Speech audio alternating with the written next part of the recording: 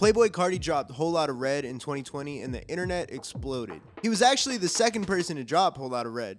Remember Mario Judah? But this was the version that everyone was waiting for. There are probably enough Whole Lotta Red video essays on this platform, so I'll keep it short. In case you weren't there, the hype was through the roof. But that wasn't the only thing that made the release unique. You see, Whole Lotta Red dropped on Christmas Day 2020. That's right, Santa was doing 120 in the sleigh to new tank. Dropping on Christmas Day is pretty much unheard of. Of course, 2020 wasn't your average Christmas.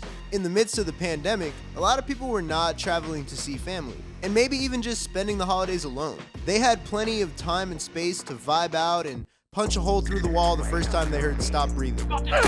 So I think Whole Lotta Red is a bit of an outlier for holiday releases. That whole year of 2020 has a giant asterisk on it in sports, movies, music, you name it. Christmas Day is a rare day for a release, and it's not just Christmas Day. The week before Christmas and the week after Christmas are very sparse for people who are looking for new music. So caveat, I see some rumors going around that Kanye and Ty Dolla $ign might be dropping their project on New Year's Day or New Year's Eve or something like that. First of all, I gotta see that to believe it. Second of all, I feel like that's another outlier because that's been supposed to come out for a pretty long time now, and they are obviously just pushing it back. And whatever we end up getting is probably not gonna be finished anyway, so it is what it is at this point with them. I might hit 1 million subscribers before that album drops. But really, you could help me get to my first 1,000, baby steps, and I would be so honored. Like, these past couple weeks have been so cool. I really did not expect anything when I started this channel, and even just getting a couple comments that are like, wow, this is so much better than I thought, like, thank you. I promise I'm gonna keep going. Smash that like and subscribe, please. I really do appreciate it. And happy holidays to anyone who's watching this when it comes out or next year, whatever. All right, back to the video. New music, especially A-list music, is very rare around the holidays. But that's not the case in other industries. In fact, Christmas Day is historically one of the biggest days for new movie releases. A lot of companies save their blockbuster movie for that day specifically. What makes music different?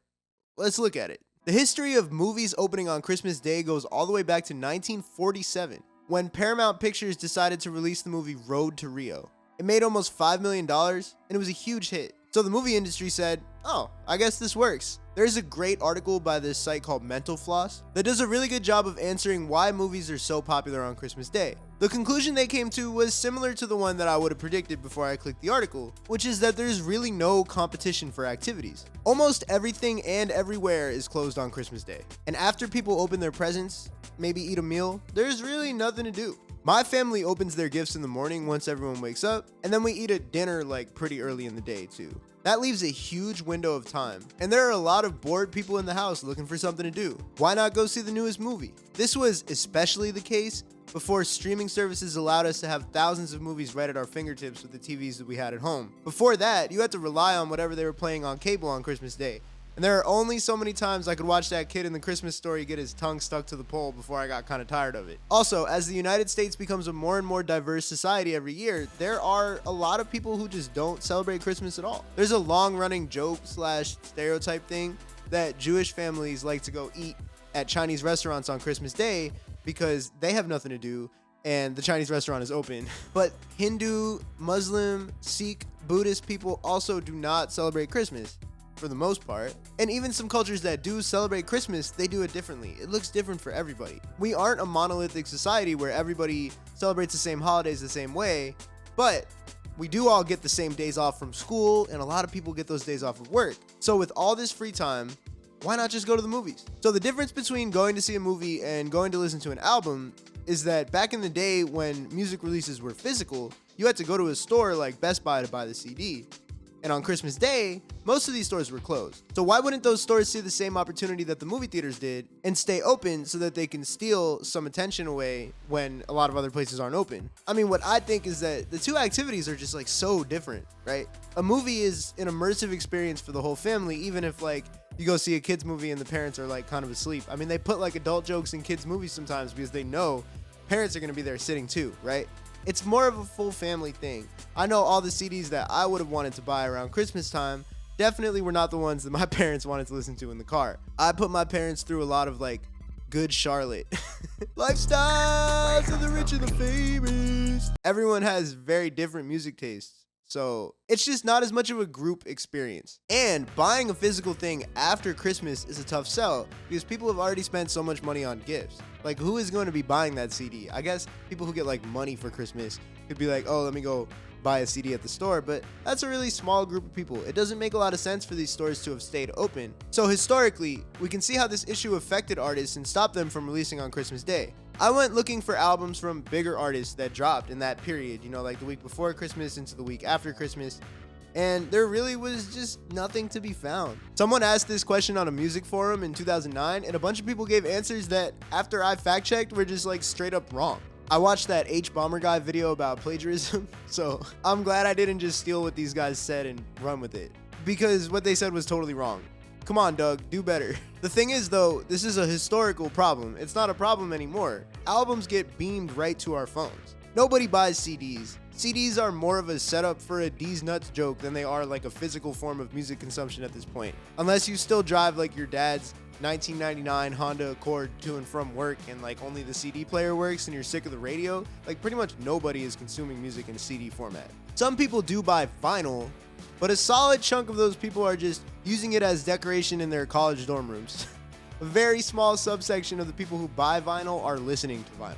So if artists don't have to worry about selling physical copies, why wouldn't they drop around Christmas?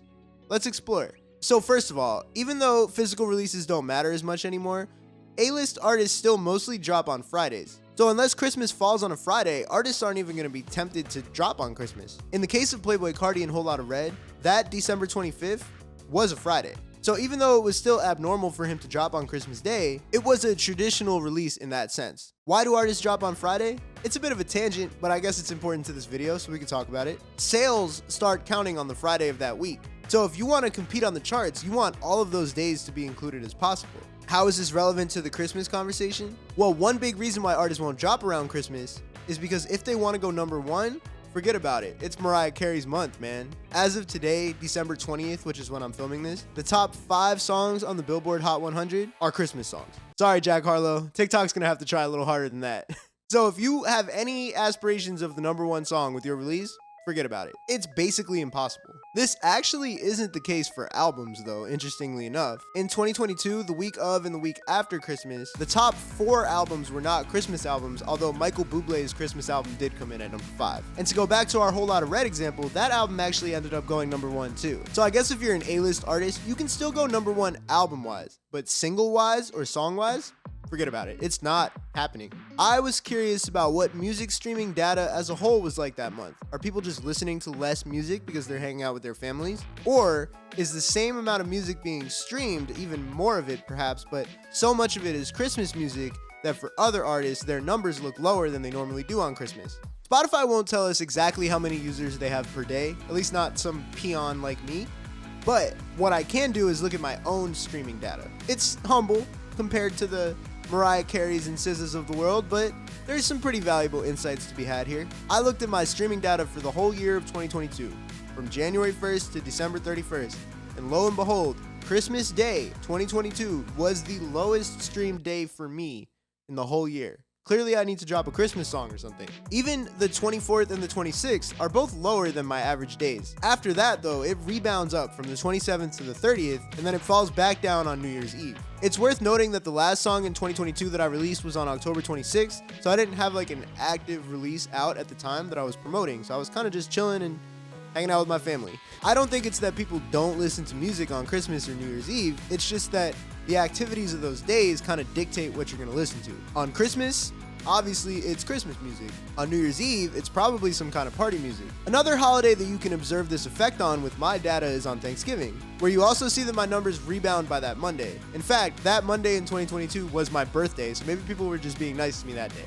Thank you, I appreciate it. So yeah, using my data and looking at historical data, dropping on Christmas Day would probably be a bad idea for most people. And I think I would include the 24th and the 26th in that. What about December 27th though? I'm volunteering one of my new songs so that we can find out. You see, where bigger artists tend to zig, us small independent artists have to zag. For example, if you follow any smaller artists, you might notice that they tend not to drop on Fridays when all the big artists are dropping. I'm one of those people too. I almost always drop on a Tuesday, Wednesday, or Thursday. The logic behind it is that on Friday, you have to compete with all the heavyweights. And sometimes you don't even know which heavyweights it's gonna be.